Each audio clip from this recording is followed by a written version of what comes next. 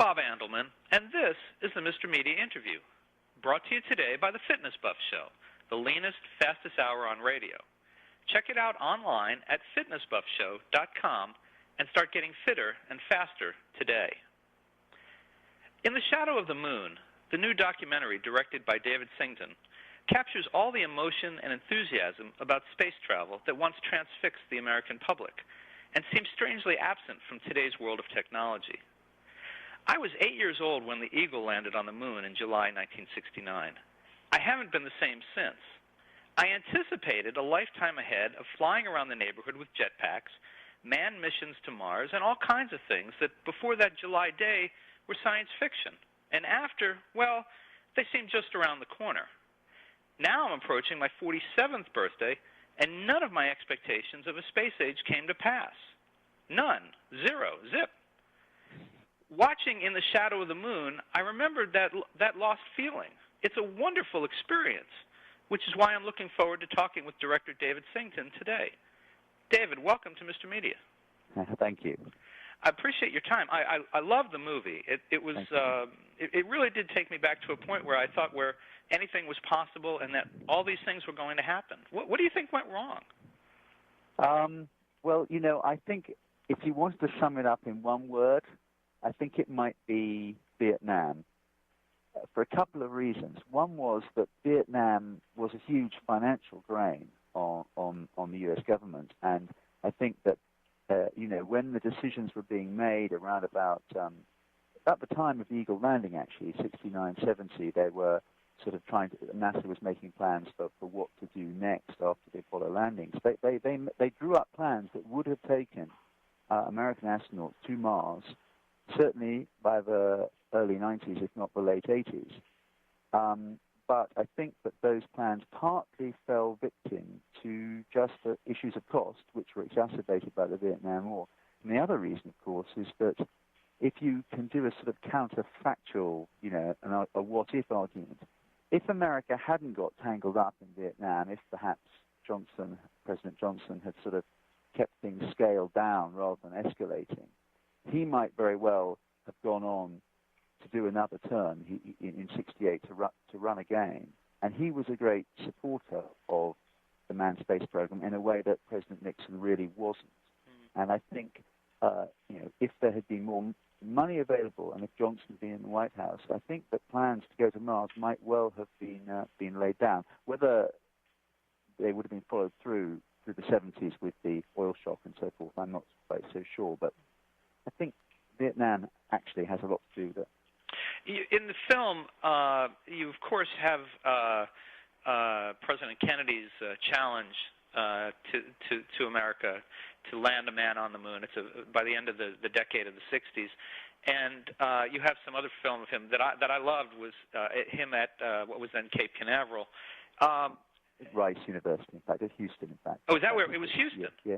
Oh, I'm sorry. For some reason I thought it was Cape Canaveral. How did you kind of walk the line between politics and space in the movie? There was not a lot of politics, but there was some. Yeah.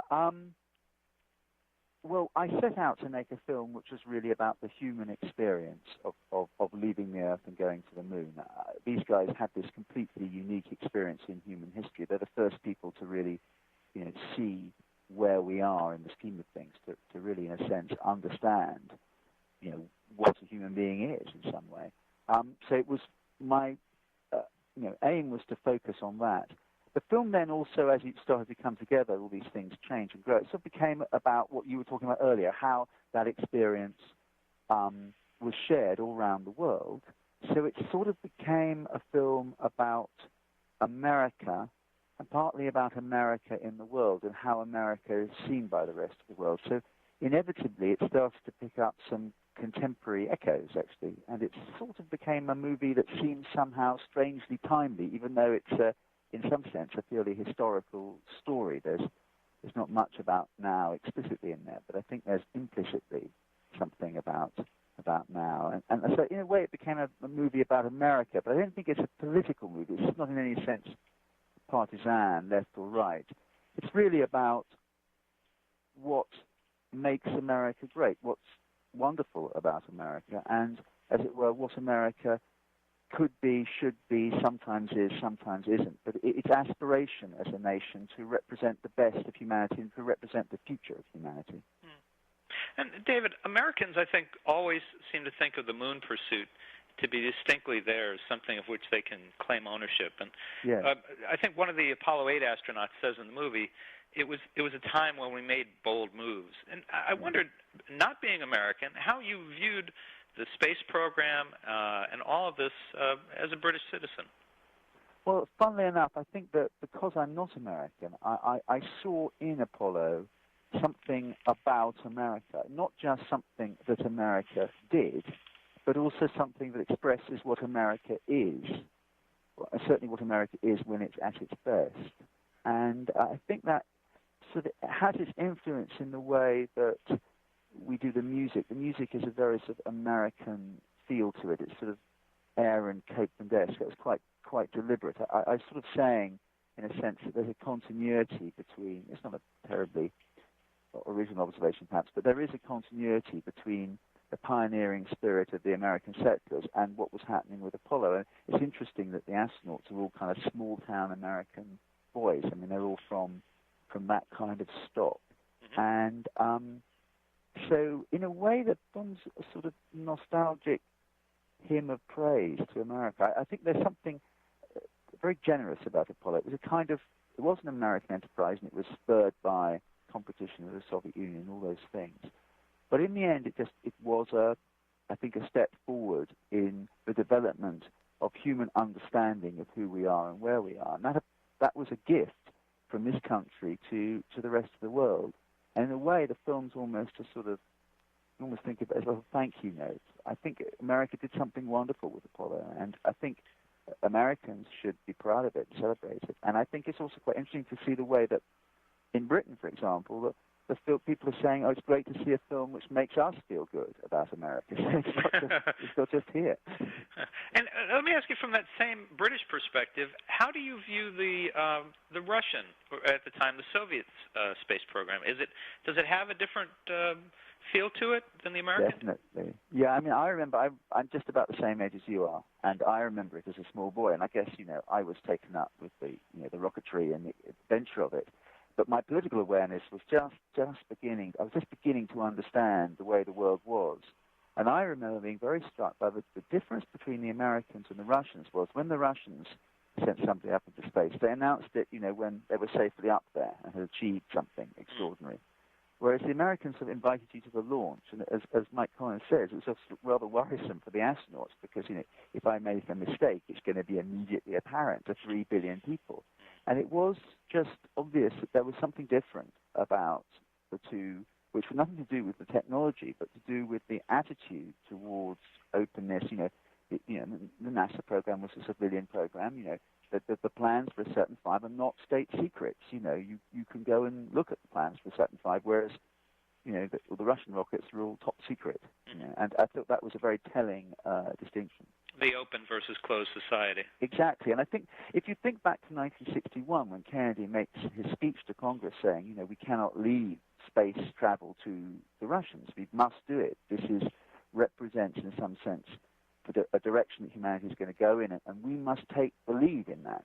I don't think it was obvious to people then, necessarily, that what was going to happen with the Cold War, which wasn't just a struggle for, if you like, geopolitical supremacy. It wasn't just about whose tanks are parked where. It was about which system represents the future of mankind. And there were lots of reasons for thinking, perhaps, that the planned collectivist societies of the East might have an advantage over sort of what was called a wasteful competition of the West. Why have 18 brands of toothpaste when one will do? Wouldn't it be much better just have one and put that money to something else? And a lot of people were sort of persuaded by those kinds of arguments. But I think that the way in which the space program developed really started to show that actually open democratic societies, when they decide to do things, when they come to a collective sort of decision about what they want to do, that sort of open and dynamic society actually is able to completely outcompete these sort of planned economies. And I think that when Neil Armstrong took his step on the moon, that was a big nail in the coffin of the communist system. Mm. One of the David, one of the attractions I think of your film is the previously unseen NASA footage, and I wondered if you had a favorite sequence or shot from that. Well, there is an astonishing. I mean, there's lots of wonderful stuff, but I remember. I'm sure it was the same for you. But there were two things in the '60s that the late '60s that I remember as a kid. One was the Apollo program, and the other was going to see 2001. The Stanley Kubrick movie, which had a huge impact on me. I think was the thing that started my thinking of becoming interested in film.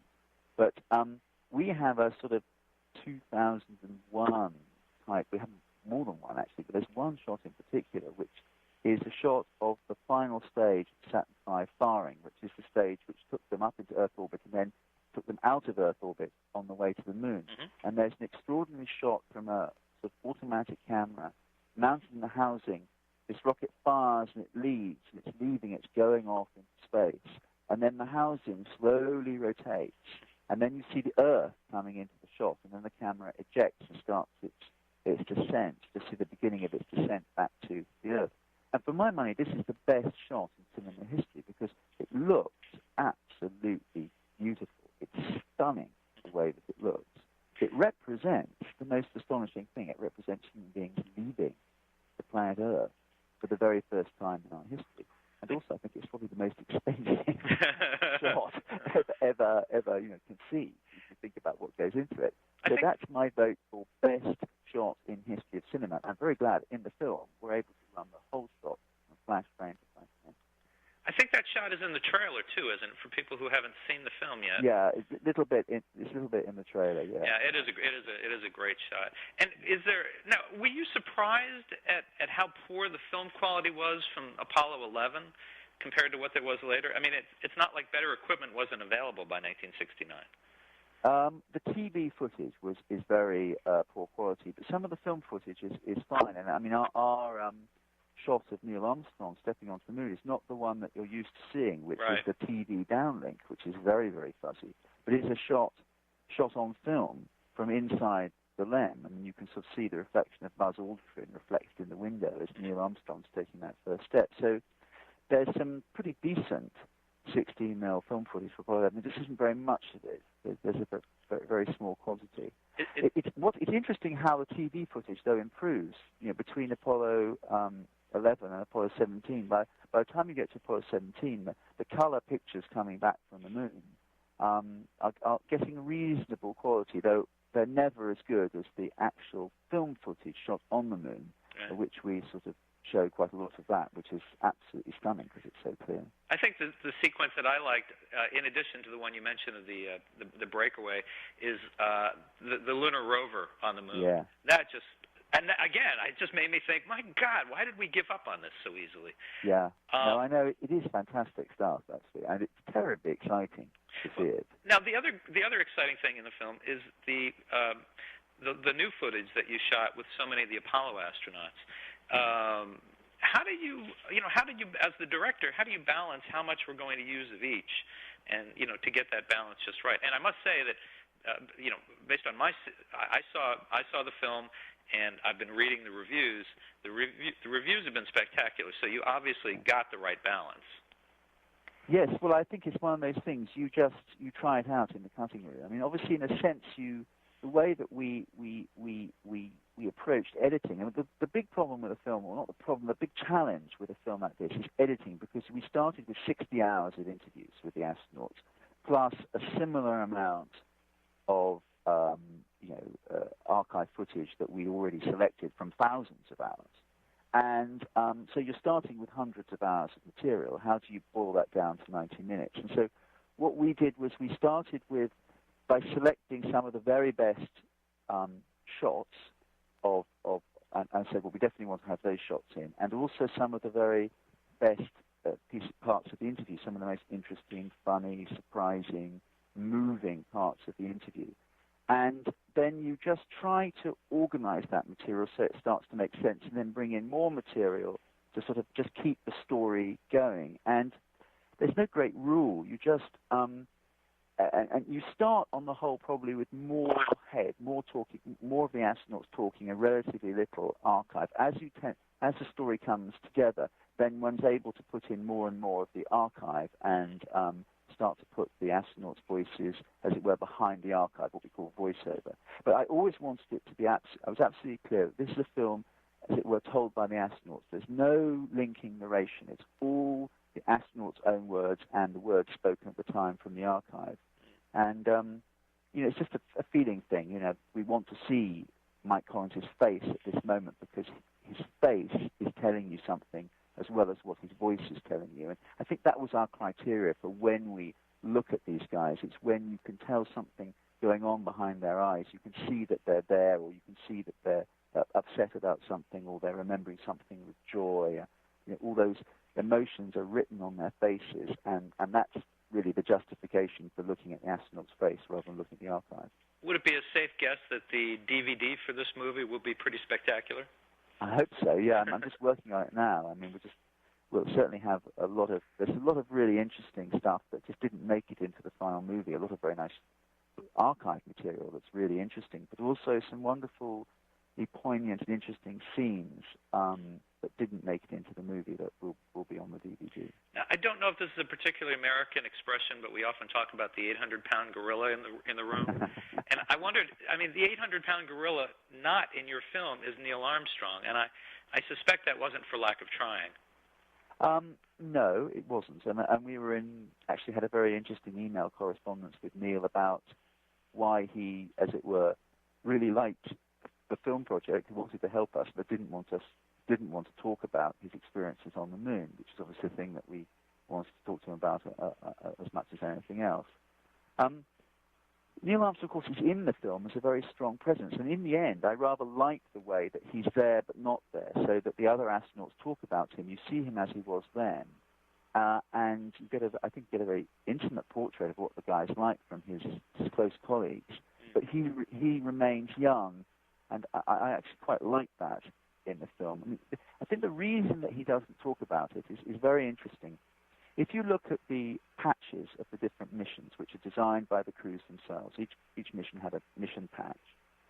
The Apollo 11 mission patch is the only mission patch that doesn't have the names of the crew on it. It has For All Mankind. And I think that Neil takes that notion that they were merely representatives, merely messengers. They weren't the message. And, as he says in the film, we, the crew of Apollo 11, are privileged to represent the United States in this venture. And one small step for a man, not one small step for me. And in the film, when Neil steps onto the moon, the film becomes about how everybody around the world shares the moment. And I think that he takes that very seriously. I'm just a messenger. Don't worry about me. It's what the message was, what we did, that's important. Don't worry about whether my nose was itching or not. We talked to the other astronauts about bodily functions on the moon, but yes, you did. Respect his decision. You certainly did. Buzz Aldrin, I believe. Yes. Yeah. That was great. And I do have to say that the footage that you do have of Armstrong's parents was wonderful, and so early in his career, it wasn't like. It wasn't, I don't want to give away what it is exactly, but it wasn't from the day before he landed on the moon. It was from when he joined the program. It was very prescient. Finally, let me ask you this, and this comes back to, I think, where we started. Politically speaking, do you believe that a movie can affect public policy? And would you like your film to impact America's approach to future space exploration? It's a movie. It's one thing among many things that we see, and I think it's the media has a big effect on how people see the world through television, through movies, through newspapers, through books, all these things. So cumulatively, I think that the media has a huge impact on what happens. It's idle to pretend that we're merely spectators and recorders of the world. I think we're active players in the world, and I get rather impatient with some people who want to deny the power of the media. And I think when you make a film and lots of people are going to see it, you've got a big responsibility, in all sorts of ways, to be truthful, not to, there's a lot of films which exploit things like violence in a way which I think is quite irresponsible. So, yeah, I think obviously films have an effect. I don't think one film can necessarily change the direction of public policy very easily. But certainly, what I would like American audiences particularly to come out of this film with is a sense of optimism about the future. I think what the film shows is what America can do when it really wants to, when it really needs to. And I think that's a very encouraging thing to think forward. Everybody faces lots of difficult problems in politics and war, and also in the environment, and in all sorts of ways in society. And I think that what this film shows is that when a country like America that's self-confident and is democratic and open, when it decides it really wants to do something, it can really move mountains. It's only 8 years from 1961 with Kennedy to Neil Armstrong stepping on the moon. It's an incredibly short period of time. An enormous amount was achieved. And I think that, pessimism is always, and cynicism are always the enemies of anything good happening. In order to make something, in order to make a better world, you have to believe that you can actually do it. And I think that's a kind of general, not exactly a political message, but a social message I hope that people take from the film. Well, David, thanks so much for joining us on Mr. Media today. That was a great pleasure. Thanks. Thank you. And folks, you can look for In the Shadow of the Moon in theaters now. And if you'd like to keep up with Mr. Media's Friday interviews, you can subscribe to the site via email at www.mrmedia.com. You can also subscribe to the feed via the podcast section of iTunes. Please come back again next week for another Fridays with Mr. Media.